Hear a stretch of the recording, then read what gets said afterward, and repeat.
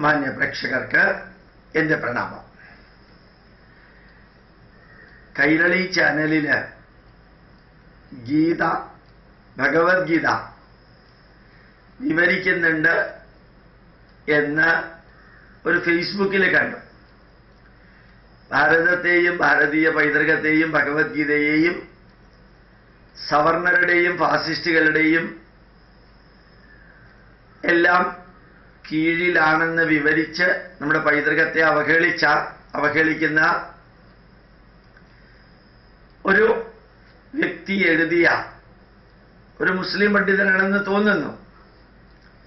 അദ്ദേഹം എഴുതിയ പുസ്തകത്തിന്റെ അടിസ്ഥാനത്തിലാണ് വക്രമായ രീതിയിൽ ഭഗവത്ഗീത കൈരളിയിൽ വിവരിക്കുന്നത്. ഭഗവത്ഗീത എന്നല്ല, ഭാരതീയ പൈതൃകം എങ്ങനെ വേണമെങ്കിലും വിവരിക്കാൻ എല്ലാവർക്കും സ്വാതന്ത്ര്യമുണ്ട്. അതിലൊന്നും അഭിപ്രായ വ്യത്യാസമില്ല. നല്ല രീതിയിലും ചീത്ത രീതിയിലും വിവരിക്കാം. അതൊരു റോസാപ്പൂവിനെ ഒരു പെൺകുട്ടി വിവരിക്കുന്ന രീതിയിലാവണമെന്നില്ല ഒരു പൂക്കച്ചവടക്കാരൻ വിവരിക്കുന്നത്. ആ റോസാപ്പൂവിനെ ഒരു മഹാകവി വിവരിക്കുന്ന രീതിയിലാവണമെന്നില്ല ഒരു ബോട്ടണി പ്രൊഫസർ വിവരിക്കുന്നത്. ആ റോസാപ്പൂവിനെ ഒരു റീത്ത് ഉണ്ടാക്കുന്ന ആള് വിവരിക്കുന്ന മാതിരി ആകണമെന്നില്ല ഒരു കെമിസ്ട്രി കൈകാര്യം ചെയ്യുന്ന വ്യക്തി റോസാപ്പൂവിനെ വിവരിക്കുന്നത്. അതുപോലെ ഭഗവത്ഗീത എങ്ങനെ വേണമെങ്കിലും വിവരിക്കാം. പക്ഷെ ഒരു കാര്യമുണ്ട്, ഇത് ജനങ്ങൾ സ്വീകരിക്കുന്നുണ്ടോ സ്വീകരിക്കുന്നില്ലയോ എന്ന് കൂടി നോക്കണം. ഈ ഭാരതത്തിലെ കമ്മ്യൂണിസ്റ്റ് പാർട്ടിയുടെ അവസ്ഥ എന്താണ്? നിഷേധാത്മകതയും തമസ്കരിക്കലും കൊല്ലലും കുഴിച്ചു മൂടലും അക്രമവും എല്ലാം ചെയ്തിരുന്ന സ്റ്റാലിന്റെയും ലെനിന്റെയും മാർക്സിന്റെയും ഏംഗൽസിന്റെയും എല്ലാം തൂക്കിൻകുഴലിലൂടെ അധികാരം എന്ന് പറയുകയും ഒരാളെ കൊല്ലുമ്പോൾ വേദനയുണ്ടാവും, 10 ലക്ഷം പേരെ കൊല്ലുമ്പോൾ അത് എണ്ണത്തിലുള്ള വ്യത്യാസം മാത്രമേ ഉള്ളൂ എന്ന് പറഞ്ഞ സ്റ്റാലിന്റെ ചിത്രം വെച്ച് ആരാധിക്കുന്നവർക്ക് ഒരു ക്ഷേത്രം നശിച്ചാൽ അത്രയും അന്ധവിശ്വാസം ഇല്ലാതെയാകും എന്ന് പറഞ്ഞ് ക്ഷേത്രത്തിനെതിരെ പ്രവർത്തിച്ചവർക്ക് ഗംഗാനദിയിൽ കുളിക്കുന്നത് പോലും വർഗീയമാണ് എന്ന് എസ് എ ഡാംഗയോട് പറഞ്ഞ പാർട്ടിക്കാർക്ക് ഇന്ന് ഭാരതത്തിന്റെ പൈതൃകത്തിലേക്ക് തിരിച്ചു വരേണ്ടി വന്നു എങ്കിൽ നിയമത്തില് ഒ രാജഗോപാലിന് എതിരെ നിന്ന ശിവൻകുട്ടി നിരന്തരം ആറ്റുകാൽ ഭഗവതി ക്ഷേത്രത്തിൽ തൊഴുന്ന ഫോട്ടോ ഇവിടെ ഫ്ലക്സ് വെച്ച് നിറച്ചുവെങ്കിലും നമ്മളുടെ KPAC എഴുതിയ പോലെ നല്ല ഈശ്വരവിശ്വാസിയുള്ളവരെ കൊണ്ടൊക്കെ അഡ്വർടൈസ്മെന്റ് ചെയ്യിച്ച് ഇതൊക്കെ പറയേണ്ടി വന്നു എങ്കിലും ഒരു കാര്യം ഉറപ്പാ, നമ്മുടെ നാടിന്റെ പൈതൃകത്തോടും ധാർമ്മികതയോടുമൊക്കെ ഒരു തരത്തിൽ പുച്ഛവും അവഹേളനവും ഉണ്ടായിരുന്ന ഒരു പാർട്ടിക്കാര് തന്നെ അമേരിക്കയിലെ ഹിന്ദുക്കൾക്ക് ഭഗവത്ഗീതയും ദൈവദശകവും പഠിപ്പിക്കാൻ ഇവിടെ നിന്നൊരു സന്യാസിയെ സെൻഡ് ഓഫ് കൊടുത്തയച്ചത്. അമേരിക്കയിൽ കേരളത്തിൽ നിന്ന് ധാരാളം പേര് പോവാറുണ്ട്. ഇത്രയും വലിയ സെൻഡ് ഓഫ് ഒന്നും കൊടുത്തിട്ട് ഒരു സന്യാസി അയക്കാറില്ല, ഒരു സ്വാമി അയക്കാറില്ല. എന്തൊക്കെയോ പ്രൊജക്റ്റ് ചെയ്യാനാണ്. ബന്ധവും ബന്ധനങ്ങളും ഒഴിവാക്കണമെന്ന് ഭഗവത്ഗീതയിൽ പറഞ്ഞിരിക്കുന്നത് എല്ലാവരെയും പഠിപ്പിച്ച ഒരു സ്വാമിയെ ഫോട്ടോ എടുത്ത് അമേരിക്കയിലേക്ക് ഞങ്ങൾ അയക്കുകയാണെന്നുള്ള രീതിയിൽ അച്യുതാനന്ദനെ കൊണ്ട് സെൻഡ് ഓഫ് കൊടുപ്പിച്ചത്. അമേരിക്കയിൽ പോവലും ഇംഗ്ലണ്ടിലേക്ക് പോവലും ഒന്നും ചന്ദ്രനിലേക്ക് പോവലല്ല എന്ന് ഈ സ്വാമിക്ക് തന്നെ അറിയാവുന്ന കാര്യമാണ്. എല്ലാ വർഷവും പോകുന്നവർ ധാരാളമുണ്ട്, ഞങ്ങളെല്ലാവരും ഉൾപ്പെടെ.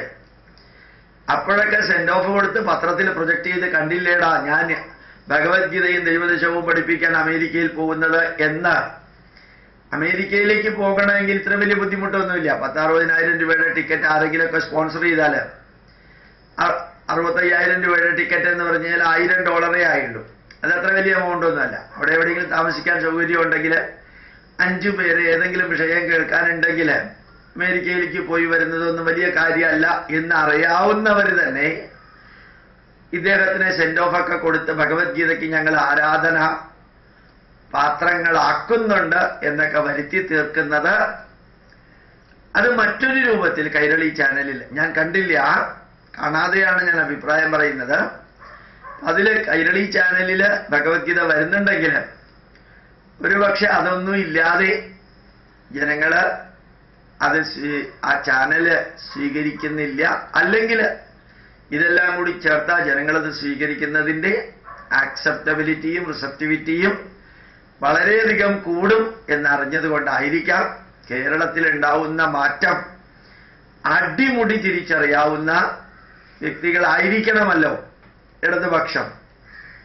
ഓരോ കാര്യത്തിലും കൃത്യമായിട്ട് കാര്യങ്ങൾ വിലയിരുത്തുന്നവരായ സ്ഥിതിക്ക് നമ്മുടെ നാടിന്റെ പൈതൃകത്തെ പുച്ഛിക്കുകയും സവർണാധിപത്യം സ്ഥാപിക്കാനും ചാതുർവർണ്ണ്യം സ്ഥാപിക്കാനും നീ കർമ്മം ചെയ്തോ മുതലാളി പൈസ ഉണ്ടാക്കിക്കോളാം എന്ന് ഭഗവത്ഗീതയിലെ വരികളെല്ലാം ദുർവ്യാഖ്യാനം ചെയ്ത് പഠിപ്പിച്ചതൊക്കെ ഏൽക്കാതെ പോയതുകൊണ്ട് ഇനി ഒന്ന് തിരിച്ചു കൊടുക്കാം. അത് നല്ല ലക്ഷ്യത്തോടു കൂടിയല്ല, നമ്മുടെ പൈതൃകത്തെ അവഹേളിച്ചവന്റെ പുസ്തകമെടുത്ത് വ്യാഖ്യാനിക്കാൻ ഒരുമ്പെടുമ്പോൾ അതും നിലനിൽക്കേണ്ടത് നിലനിൽക്കും, നിലനിൽക്കേണ്ടാത്തതിനെ ഈ രാഷ്ട്രവും ജനതയും സംസ്കാരവും തൂത്തെറിയുമെന്നു കൂടി ഓർമ്മിക്കാൻ സാധിക്കട്ടെ. ഇപ്പൊ ബംഗാളിൽ സംഭവിച്ചത് ആജന്മ ശത്രുവിന്റെ കൂട്ടത്തിൽ നിന്ന് വളരാൻ ശ്രമിച്ചപ്പോൾ പറ്റിയ അബദ്ധം ആജന്മ നന്മയെ ആജന്മ തിന്മയാക്കി വ്യാഖ്യാനിച്ച് ജനങ്ങളുടെ മനസ്സിലേക്ക് കയറ്റിവിടാൻ ശ്രമിച്ചാലൊന്നും എത്തില്ല.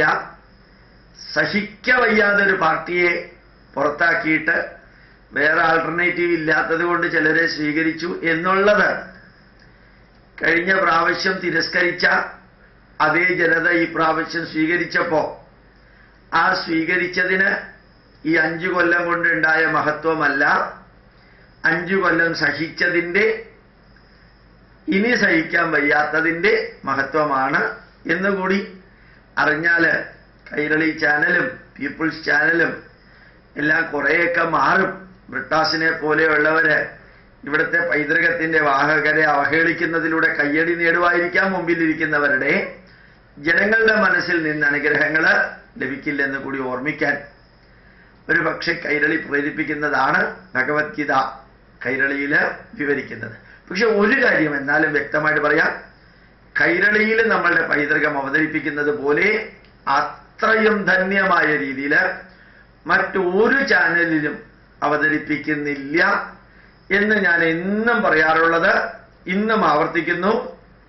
നമ്മുടെ പൈതൃകത്തെ ഡൈല്യൂട്ട് ചെയ്യാതെ, അവഹേളിക്കാതെ, അതിനെ അഡീഷനും ഡിലീഷനും മോഡിഫിക്കേഷനും വക്രമാക്കാൻ വേണ്ടി ഉപയോഗിക്കാതെ, ഇന്നും അതിനകത്ത് മാമ്പഴം എന്ന് പറയുന്ന കവിതാലാപനവും എല്ലാം കേട്ടാൽ അത് ഹൃദയസ്പർശിയാണെന്ന് മാത്രമല്ല ഹൃദയഹാരിയാണെന്ന് കൂടി ഓർമ്മിപ്പിക്കുന്നു.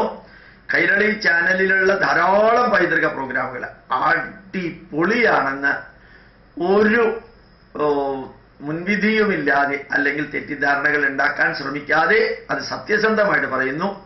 ഈ ഭഗവത്ഗീത തിന്മയുടെ വഴിയിലേക്ക് പോകാതെ നന്മയുടെ വഴിയിലേക്ക് പോകാൻ സാധിക്കട്ടെ. ഒരുപക്ഷെ സന്ദീപാനന്ദഗിരിയെ കൊണ്ട് തന്നെ കൈരളിയിൽ പറയിപ്പിക്കാമായിരുന്നു. നല്ല അറിവുള്ള വ്യക്തിയാണ്. രാവണന് പറ്റിയൊരു അബദ്ധം അദ്ദേഹത്തിന് പറ്റിയെന്ന് മാത്രമേ ഉള്ളൂ. അങ്ങനെ രാഷ്ട്രീയം പറയേണ്ടെന്നോ എന്തെങ്കിലുമൊക്കെ പറഞ്ഞിട്ട് ചെയ്തിരുന്നെങ്കിലും സന്ദീപാനന്ദഗിരിയുടെ വരികൾക്കും ആസ്വാദകരും സ്വീകർത്താക്കളും ധാരാളം ഉണ്ട് എന്നുകൂടി പറയുന്നു. പ്രണാമം, നമസ്കാരം.